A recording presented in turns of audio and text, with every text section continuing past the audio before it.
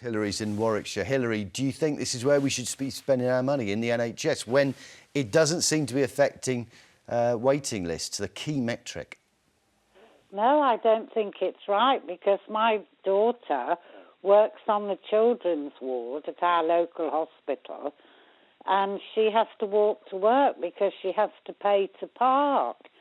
And then if she's given any more money in her salary, she's taxed even more on it. OK. So are you saying to me, actually, this idea of free NHS, the reality is that people are paying for it? People like your daughter, other people that use hospitals, the services that we used to have, a lot of them have gone, like free dentistry is for most people a pipe dream, isn't it? And actually, people are being, one way or another, forced to pay for the things that we supposedly get free. Well, absolutely, because, I mean, my daughter's been working for years on the children's ward, and her salary is absolutely zilch because she's taxed on it. OK. Thanks for your call, Hillary. Mandy's also from Warwickshire. Mandy, what do you reckon? Shall we keep ploughing money into the NHS, or do you feel like it's a bottomless pit? Hello, sorry, I'm from Devon, actually. But... Oh, are you? OK. It's a little bit of Devon called Warwickshire. Yeah. No, I don't think they should keep ploughing money into it. I think that nothing will change until someone looks at every area of the NHS and the way that it's managed, the way things are working.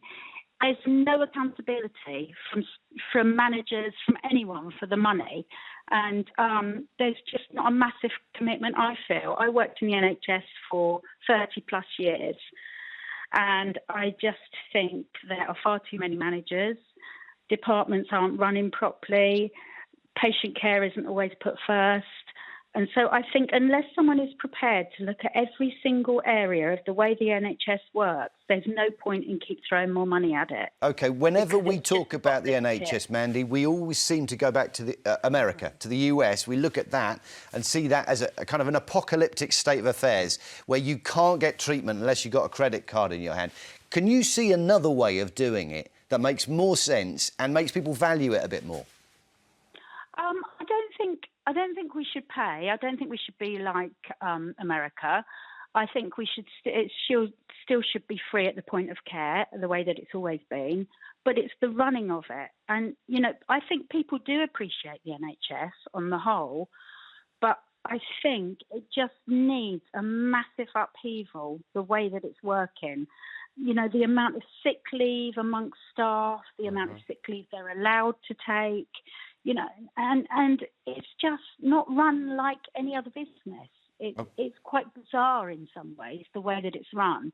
It's a great organisation, you know, we should all be really proud of the NHS, but somebody needs to get to grips with it. What is it that's getting in the way of that kind of upheaval and that kind of reform? I don't know, really, because I think people tend to think that money is always the answer, and it's not. You know, I will slightly compare. I mean, I know general practice is part of the NHS, but I worked for a long time in general practice. And because they're a small business and they're getting their own money and they have to manage that money, they are completely different to the wider NHS. OK, but the trust system, so the trust system, as I understand it, you'll get a trust that maybe it has responsibility for a number of different hospitals. Why is that not running like a business in the same way that you're talking about with a GP surgery? I can't actually answer that. But I think a lot of it is staff commitment, and I understand the need for pay rises. I understand why people want pay rises all the time. You know, we all do. But I don't think there's a full understanding of where the money comes from and how it works. Okay. I think even high up in management, I don't think there's... Can I just say one thing, you know, in fairness to the NHS, when you look at that graph there, for a lot of time, the population size is fairly stable, you know, growing at a stable pace. But if you look from the mid-2010s, the size of the population has gone up exponentially. So that would be why, even though, say, in the last 7 years, that's a reasonable increase, that would be why it feels like a cut. And that population is ageing as well. Yeah, right, yeah, the double whammy of an ageing population and a growing population. OK, let's take another call. Paul's in Merseyside. Paul, Can we keep pumping money into the NHS? Well, it all depends how it's going to be spent. Okay. You see, because, my wife worked for the NHS for 40 years, and she was forever getting thwarted by smart Alex and smart Alices who are on great big salaries and didn't have the faintest idea how to treat a patient.